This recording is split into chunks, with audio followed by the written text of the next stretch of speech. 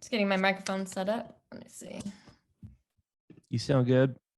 So what a week, huh? Dude, right? It's only Wednesday. I know. And the great thing about having your entire business based on the internet is it's completely scalable and, you know, it's not expensive and all those things. However, when you're kicked off the entire internet, your entire product line is not available. Like everything that we do right now is invisible to our customers. Anyway, for our listeners, our websites were kind of hacked, and so that flag, so anyway, our emails have been flagged, and so we fixed the websites, but now it's going to take, when I say the internet, I just mean Google. It'll take time for them to get our emails and websites back in good standing. So it's been quite a week dealing with, and it's been a busy week for beer news and wine and spirits news. So it's like double whammy. Everybody's traveling, websites are down, emails are broken.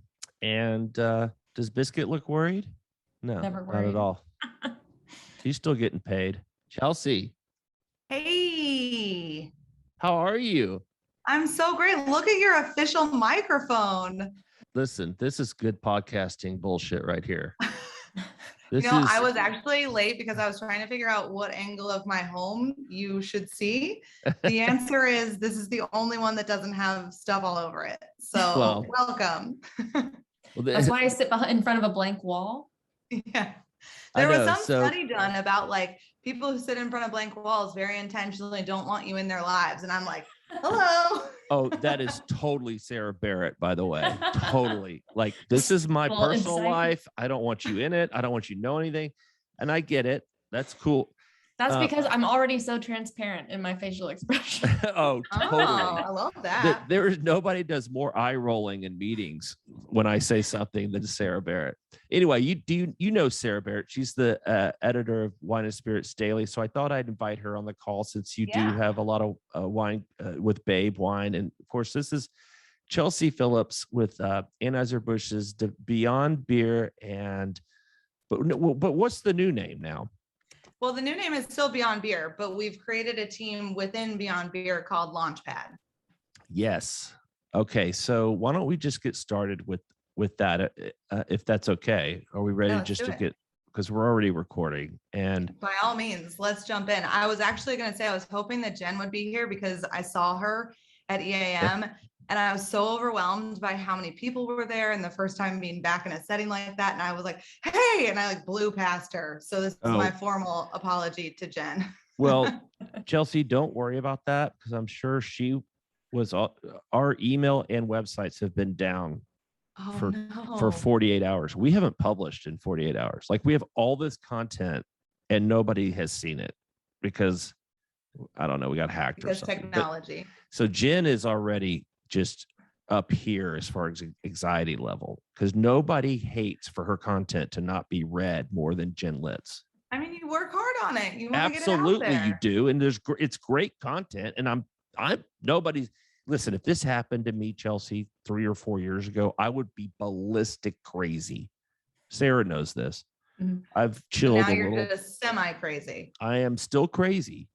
It's gone down a few notches. I'm just a little more chill. They can't eat you. I'll be all right. I got my dog, my service dog calms me down.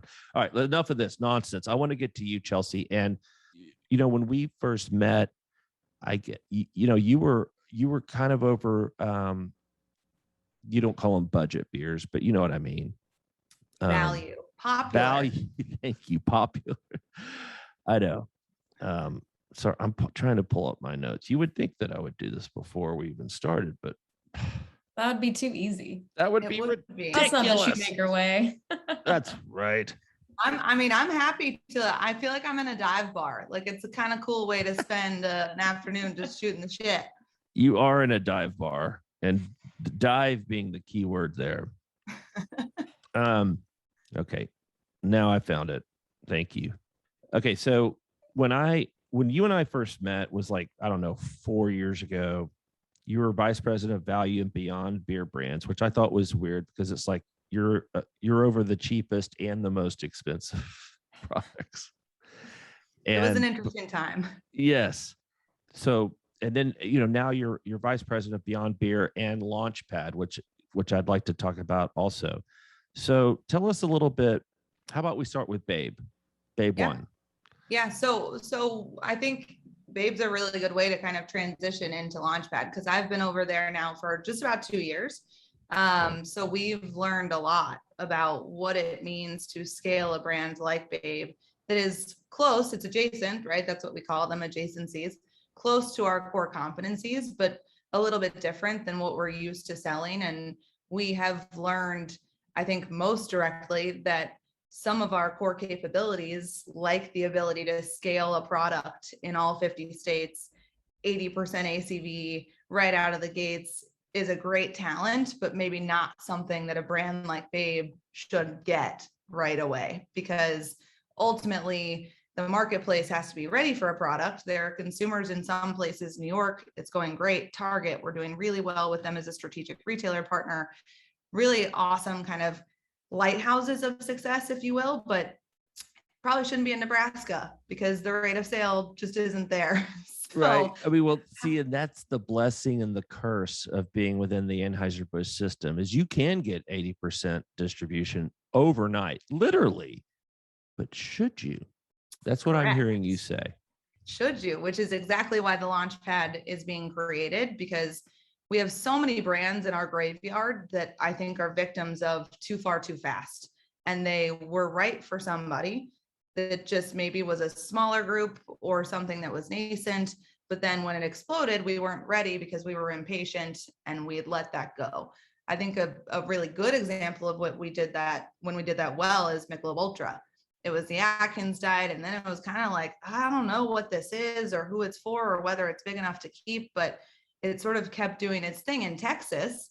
And then people started asking for health and wellness things and we were ready to go. So how do we develop that patience muscle when it comes to Beyond Beer specifically, knowing that we need to have a couple of lines out there. We don't know where the trends are going to go, but we want to be ready when they do go somewhere.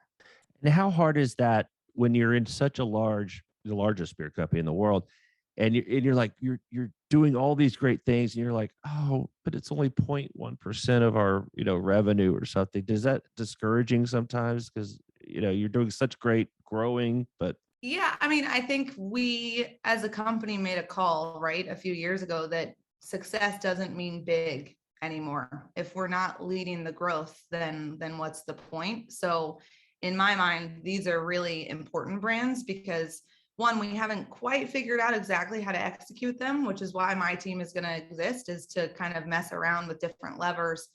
What if we tried this? What if we sampled in these types of outlets? What if we ran a little bit of media in this direction to see exactly what a replicable playbook could look like? And I think then is when it starts to take off if we do it the right way. So the word nurture keeps coming up. That is the definition of success for me, is to have these brands. It's like boarding school. You send them to me and I shape them up and then they're ready to go be adults and thrive in the world. That's kind of the exciting part for me, is they're not going to be huge when we're working on them, but we're making them, we're molding them so that they could be one day. So did Babe kind of inspire the Launchpad, or is it like maybe part of that thought process? Yeah, totally. Babe inspired, and I think also a little bit of Highball inspired, both being brands that were new to us. So we kind of did the same. We ran the same playbook we always run. We ran a Budweiser playbook, which we're really good at, but maybe wasn't the right direction for the brand to go.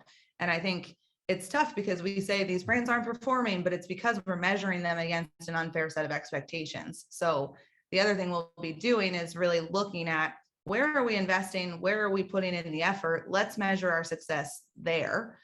And then let everybody else in the country focus on growing the big bets that we already know we want to push, like Cutwater, Cacti. Part of this exercise is clearing the way for some of those other brands that really need the emphasis and the big distribution right now, because they're the ones that are on fire, they're catching now, versus a wholesaler spending equal time in a sales meeting talking about Cutwater versus kombucha, right? Probably not worth the same level of attention.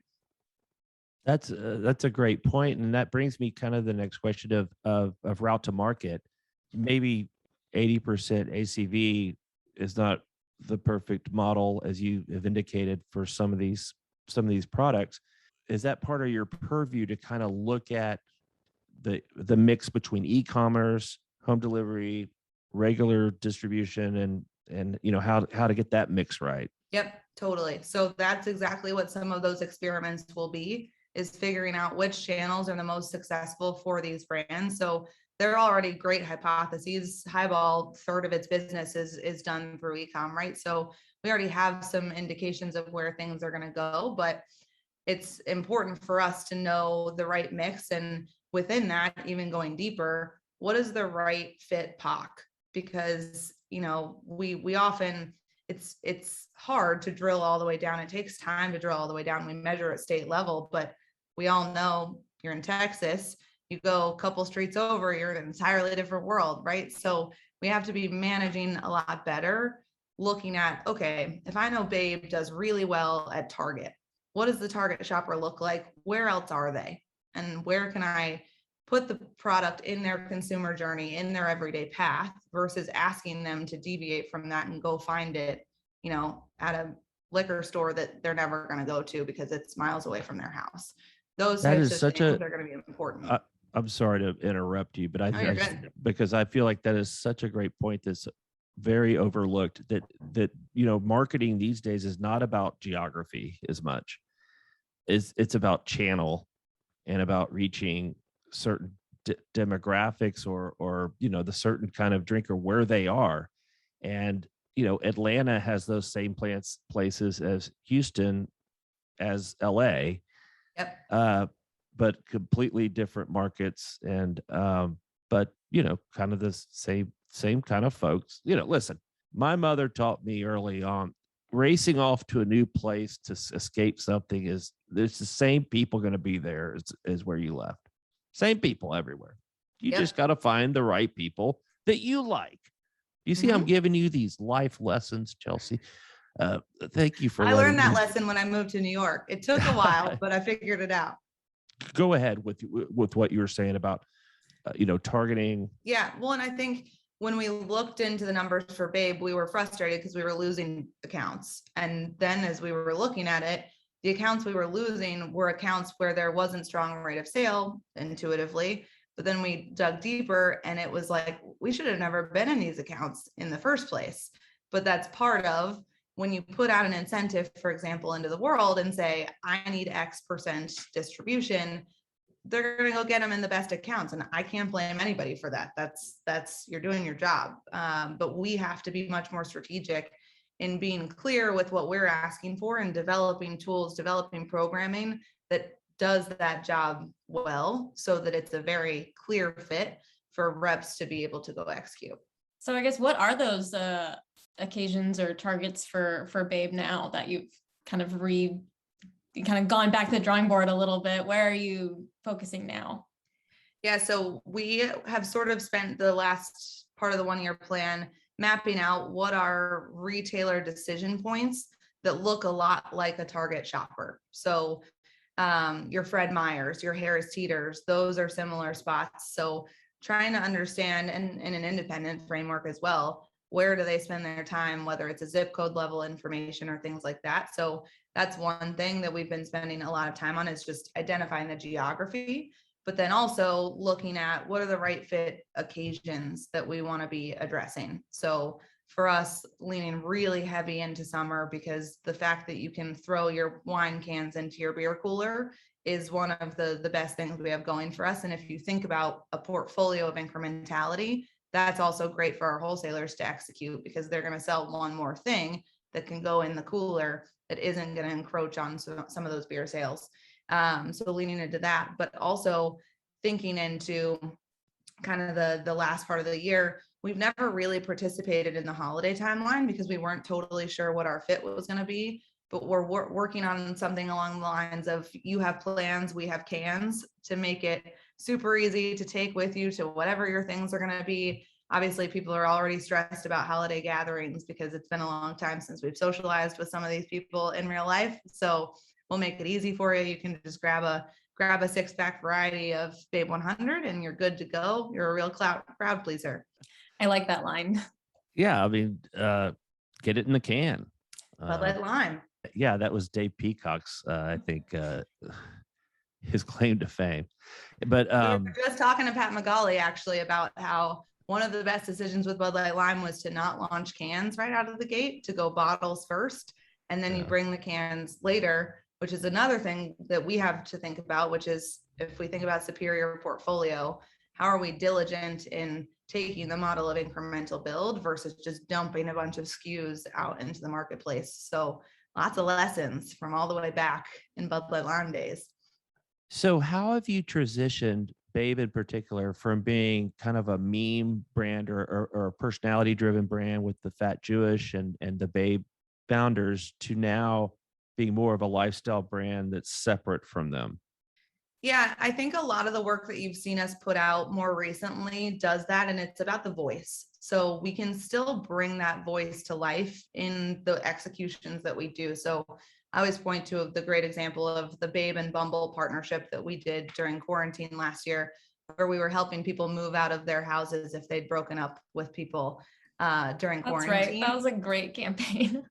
And it just makes you smile. Like, you get it. It, like, even if you didn't go through that, you know what that would be about, right? Like sharing a bathroom with someone you hate because you can't get a moving company. Like, what's up? Welcome to my life.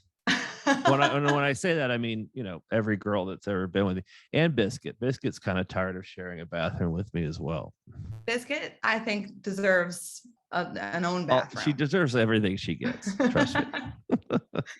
But that's, I think, the key is developing a voice where, you know, in the past, he would have been the person giving you that message. But as we kind of move forward, we can have other people give the message. We just did the collaboration with Unnecessary Inventions for NFL. So Maddie being the spokesperson there, because he's the crazy mind who comes up with all of these things, like a jockstrap snack holder for your can, those types of things. We can really mix it up. And then key is, how do you take that voice and move it into retail? So, you know, whether it's the 6 feet apart signs that say keep it cute, or, you know, any of the programming that we're doing. So trimester 1, we're going to be doing something that we're calling lazy season. So like, if you're going to be sitting on your couch because it's cold, like, that's cool. We're the official line of doing the least. So helping people to get their laundry done or get snacks delivered to them if they don't want to move. Cool. So it's all about figuring out, how do you take the magic they created with their voice, find a unique voice for the brand itself, and then find ways to do it, you know, with the brand speaking and not the guys. Are they helping at all with that, kind of making sure it stays? Yeah. So, well, and like true, I guess. a lot of the time that we spent early days was me trying to extract things from their brains so that we can take what it is that they know, what it is that they think is important, what they think made Babe, and make sure that we can hold true to that. But we also have a great team of people whose job it is to be entrenched in culture, who are looking all the time at, like, what are people talking about in our DMs and our comments just out there on the internet? And then they think of things through that lens that the founders created to put out into the world. I noticed that Josh has like something going on, something new, but I don't think it's related to what you guys are doing. You're gonna have to ask him about that. Yeah. Next time I see him, I noticed he cut his ponytail off, which is, you know, big. That's a big move, big branding move. Good look. It was a good look, and it was probably time for a change. You know, Biscuit's going to change to a blue bandana next week, so we're all making changes.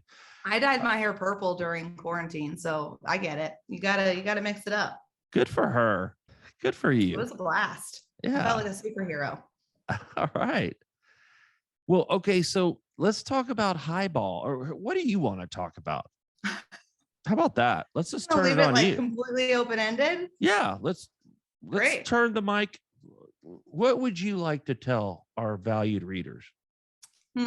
Okay. Well, I think the key to the valued readers is it's okay to say no sometimes. That's the message that I'm trying to get out there with Launchpad, is like. You mean to drugs or to unprotected that's sex? just say no. No, My I bad. think that the key thing is we have such a habit of being gimme, gimme, gimme, and it all goes at once. And then we lose sight of all the small things and it filters through the cracks. And then all of a sudden, we've said that we want it, but maybe we weren't sure that we could manage it. So I think focusing and on fewer, bigger, better things. It's really different, Harry, as I was kind of thinking about EAM yesterday. Part of why we're in a really good spot is when I was leading Beyond Beer and it was attached to value, we really only had 2 brand propositions to offer in this space. And we put up slides yesterday in the meeting showing people what exists today that didn't a year ago. And it's, its own portfolio. So there are a lot of options out there now. So when that's the case, feel free to pick the 1 or 2, go really hard against them, put the other ones into fewer places that make more sense is kind of the method that we're going toward. But I would say within that, bet on RTD, spirits, and FMB. Well, and along those lines, so you presented at the EAM yesterday, I presume. Manzini did. I was in the audience doing this. Okay. All right. Well, Jordan was, or no, Jen. Yeah, Jen was there. Yep. Or Jen is there. I don't. Anyway, we have somebody covering it. In other words, I'm not just laying around the couch with the dog, not covering things. I'm here trying to get our internet to work. So basic shit here. Basic. Let me talk about wholesalers. So Babe has kind of a mix, right? You're with AB, or are you with some wine and spirits in some markets where we're vast majority AB? Okay. And that's been, that hasn't been an issue. Most of these guys I know have their licenses and are probably eager to get into this space. Yep. I would think. Yep, definitely. And has there been an issue of getting attention within both corporate AB and with distributors, for these smaller niche brands, or do people recognize this margin pool is the future and maybe we should lean into it? I don't think anybody is denying the fact that we should lean in. I think what they're asking is how. So looking to us for that prioritization and for a more customized approach. So that's what we're working on, making sure we can do with Launchpad, focusing on just some people and then giving everybody else very clear SKU prioritization by channel, because it's important that we think about those as different. But it's funny, reflecting on putting value and Beyond Beer together those years ago, part of the reason that made sense was when I started on value, the core issue was people weren't paying attention to value. So even these giant brands that, were representing 20% of our net revenue weren't getting love. So it's not an uncommon thing, because if you're a sales rep, you walk into a store, you've got hundreds of products that you're trying to sell and you're taking inventory and you're putting up the displays and doing all this stuff. I get it. So I think it's a problem that exists across the portfolio, and it comes down to us making sure we provide the right intel. So how do we use data to be a lot smarter about what we're asking people to do versus just saying, go do all of it and hope for the best, because that's not going to work. Not anymore, for sure. I think that's a great perspective. That's the big brewer way, is put an incentive together, roll it out, and we'll get it in every account. And yeah, they're very, very good at that, but that's maybe not, because then you don't want the account having a sour taste in their mouth about a brand that didn't do well, that might do well in the future once it gets national kind of coverage or right. awareness. We're talking about something similar as we look at, there are a couple of emerging areas that we're watching competitors go national. It's like, I'm not sure that that's exactly like that it's ready yet. But one of our fears is the retailer's then going to say, why do I need more of that? The rate of sale on this one sucks, because they've gone out too big and they've kind of ruined the momentum of what hopefully we're going to be developing in smaller areas. So what our push is if we do it the right way, we can bring data that says, no, responsible growth delivers it like this. And so therefore, let me work with you to figure out which of your stores it makes sense to turn on in. And I think that's another thing that we're working to change is a lot of these retailers, the systems are set up to say mandates blanket, but how do we not do blanket? Because it may not make sense for us to be chasing placements in, Nowheresville, because it doesn't fit the brand. So the journey that we're on is going to be questioning a lot of systems and then working with our partners to figure out how we can optimize to be more personalized, frankly, at the end of the day, to the shopper that we're all servicing. Yeah, that's really interesting, because I feel like that's happened in most categories. If somebody messes up on one type of product that's fairly new, you can easily not want to try another, and you're like, why would I do that to myself? But I guess kind of on that topic, what areas then are you kind of keeping an eye on? I'm personally bullish on ranch water as sort of an evolution within the seltzer space, bringing a different perspective, obviously a different spirit context to what is very popular right now, and brings a little bit more taste, because what we're seeing in the landscape is what's winning is bold flavor and differentiated propositions. So that's what you're going to see coming from us in many different areas. And then I would say when we look at the just RTD space in general, we've got some really great flavors coming, just like taste explosion, which is so welcome, because I feel like for a long time we were going the opposite, which there's a time and a place for light and refreshing. I was on the lake with my family last weekend. I'm a big proponent of seltzer by the lake, but sometimes I want something that's got bolder kind of taste. And so we're going to be balancing out, I think, a little bit more. So at all different price points. So from MD 2020, which is single serve, C-store, for me for now kind of thing, to Devil's Backbone Smash, which is, a great thing to have at a party when you've got people coming over. So, and those just won a bunch of medals too. So we're really excited about the breadth of things that we're going to get to work on. My favorite is when I work on a portfolio, because you walk out of one meeting where you were just talking about, what drives a consumer who's looking for high ABV FMB. What are they thinking about? And then you walk into another meeting and it's like, okay, let's discuss like how to make sure that Bon Viv is talking to the woman who maybe considers herself as like, too good for seltzer. How do we, because that's a real thing these days, but they're not, and it's still a great product, and she knows it's a great product. It's all about how she feels holding it. So for me, that's like my brain just goes in all different directions, and it's really fun to be able to work on something so mixed. It is a kind of a tug of war now between flavor and no sugar and low cal and lower alc. And are there any products that are like big in flavor and low in calories? I would say yes, but I'm not going to steal Mr. Jake Kirsch's thunder. So you're going to have to get him on the line. Okay. Well, I think we have a request in. Okay. And, well, good. Well, Chelsea, what else? Is there anything else? I know we've kept you for exactly too long. That we told you we'd keep you, which is what we do. We promise something and then we underdeliver and then overkeep you. I was going to say over-deliver because it's over-delivering on time. Well, we over-deliver to our customers, but we kind of screw you as we screw your time. We don't have any respect for your time. No, that's okay. You know what? This is my last thing before I go on vacation. So it's lovely to be able to wind down the day pontificating with y'all. Well, it's been a delight. And Sarah, do you have anything to add, or should we let this? I have a question for you, actually. Yeah.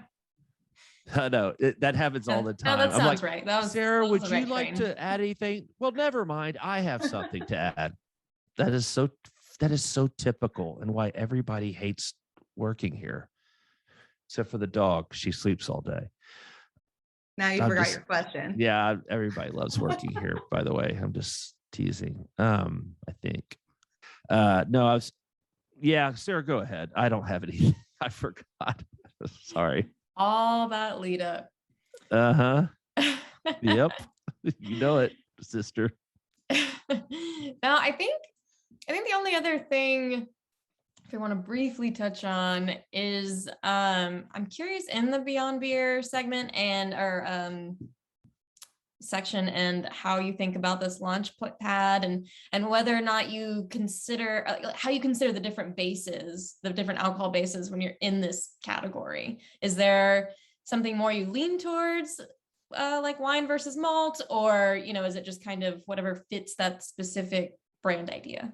I think it's considered in many different ways. So a lot of it sometimes is, think about the 3 tiers. Sometimes we think, okay, cocktails, let's say, are doing really well. Everybody knows it, can't deny it, but there are a lot of places that can't sell it. So if it's spirit based, how do we bring the cocktail growth to people who are looking to get in on that game that maybe can't sell it? So Babe, we're introducing next year a product that will live in that space that is wine based to help people be able to get on the cocktail craze.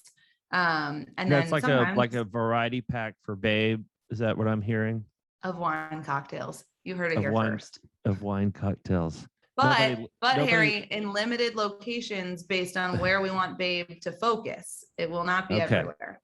Nobody listens to this podcast. So Great. you can say whatever you want. No, it won't get past this. There's like 5 people listening right now, and a dog. And a dog. She's important. AB has grain neutral spirit, or not grain. It's grain neutral. What am I saying? Spirit based seltzers, but that's a separate kind of thing, right? Because it's different channel, different kind of. And so you're more malt and wine only. Am I correct in that? I will also have some spirits brands. So we are going to be helping to support the Brewers Collective, so Mika's team, and in understanding, can we take some of the craft brands out of their home markets that aren't national and see if the products that they've developed could resonate. So just as an example there, 10 Barrel Smash, I referenced earlier, is a fantastic spirits-based product. So we're going to take it out of Virginia to see, can this be a relevant player in some of the markets that we service? Oh, great. Well, thank you so much, Chelsea. And thanks for coming on, and hope you have a nice time on your vacation. Are you going anywhere fun, or are you? I'm going to London for a wedding, and then I'm going to Paris. Oh, nice. Oh, I didn't think they let Americans come to London. There's a lot of paperwork required. I think I've done it all, but we'll find out. I might be home sooner than later. Well, good luck with that. And thank you. Well, thanks for coming on, because I know it's a busy week for you with y'all's big meeting in St. Louis, and I know this was kind of an irritant, but I'm really glad that you made time, and I appreciate it. We'll do it again. We'll go do it again. In another Always 6 months or a happy year. to hang out anytime. All right, girl. All right. Have a good weekend, guys. Take care. Thanks, Bye, Chelsea. y'all. And thanks for drinking beer. Don't forget.